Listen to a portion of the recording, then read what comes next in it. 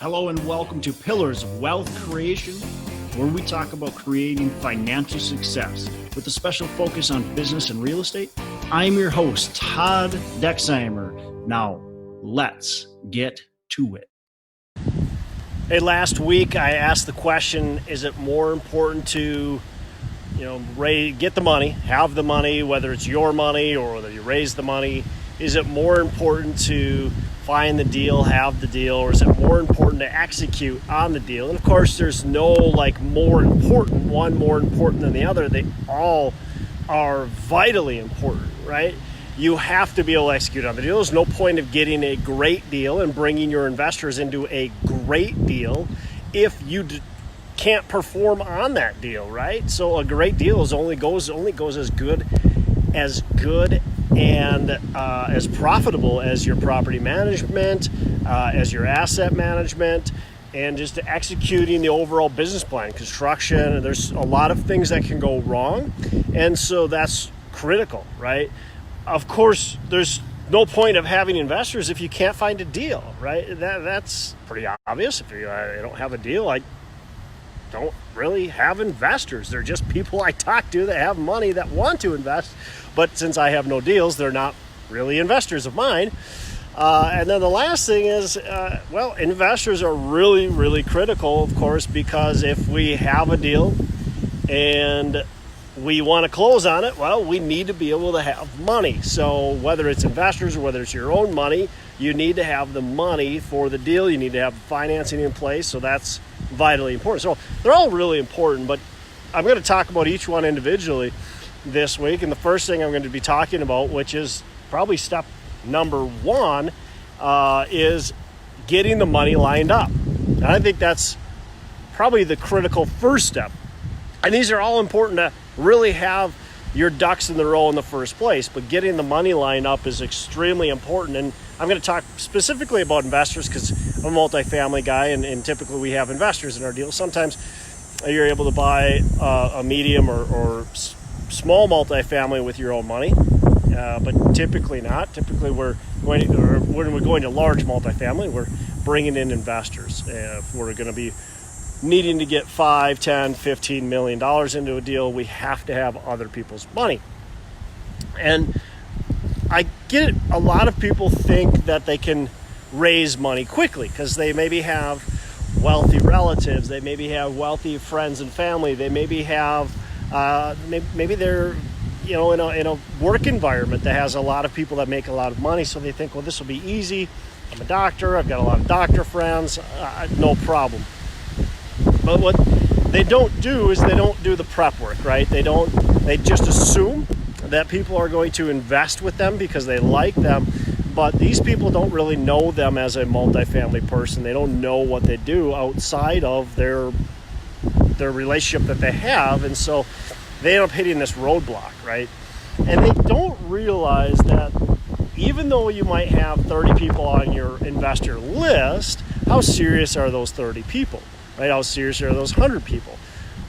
You want to make sure they're serious investors. You want to make sure they understand what they're investing in prior to you bringing a deal. Because if you just bring this first deal, right? If you bring this deal and it's a 200-unit apartment building, you're all excited about it, and you send this to them, they have no clue if that 200-unit apartment building is a good deal or not. They can look at the returns. Sure, those look attractive, but maybe they're too attractive. Like, I've had investors say to me, well, why are you giving me so much money, right? Why are you giving me such big returns? They don't understand it. So we have to educate them. So if they're not educated, they're not likely your investors. Now, will some invest? Sure, but will enough invest?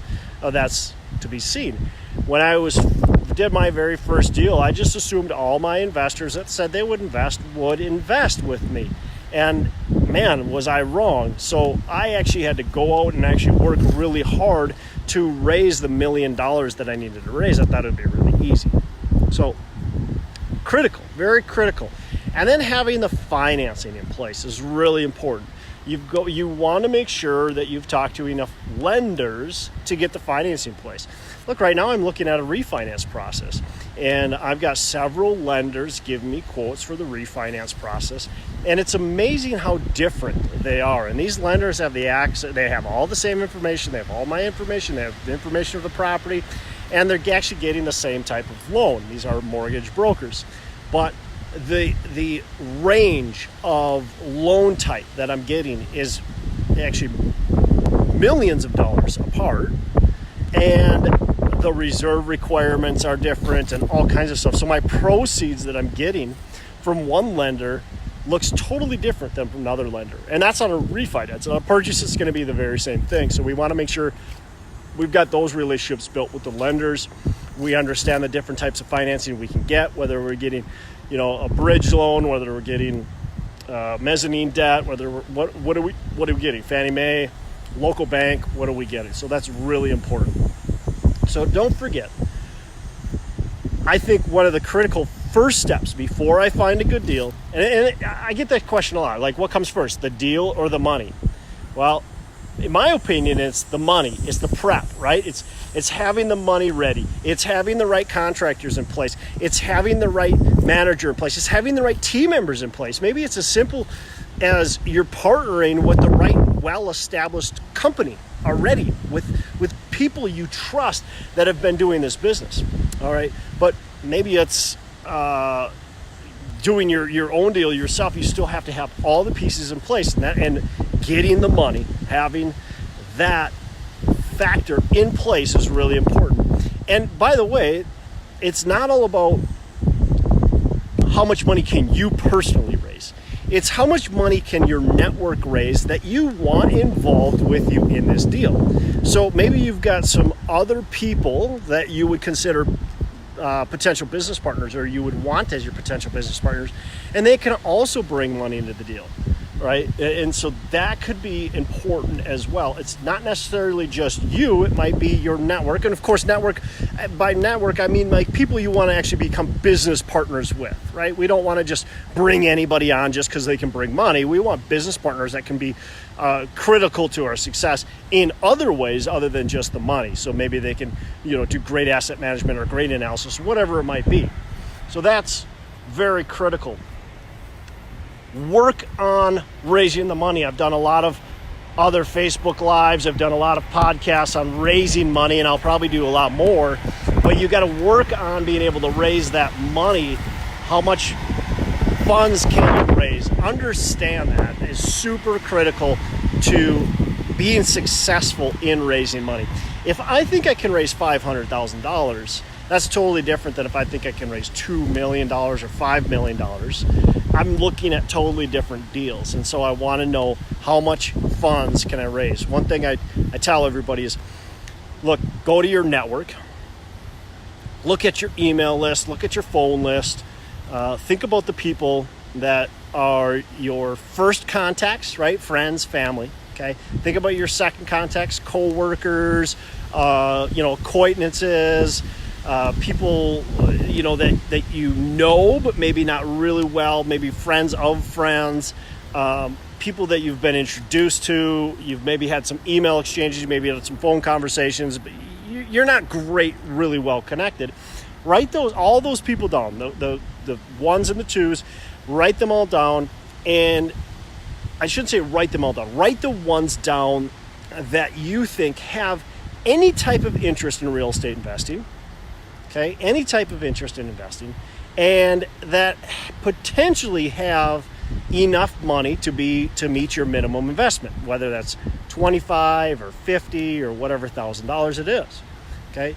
They go on your list, and you take that list and you take your minimum investment and you add that all up. So maybe you've got 10 people on your list, minimum investment is $50,000, that's $500,000, right?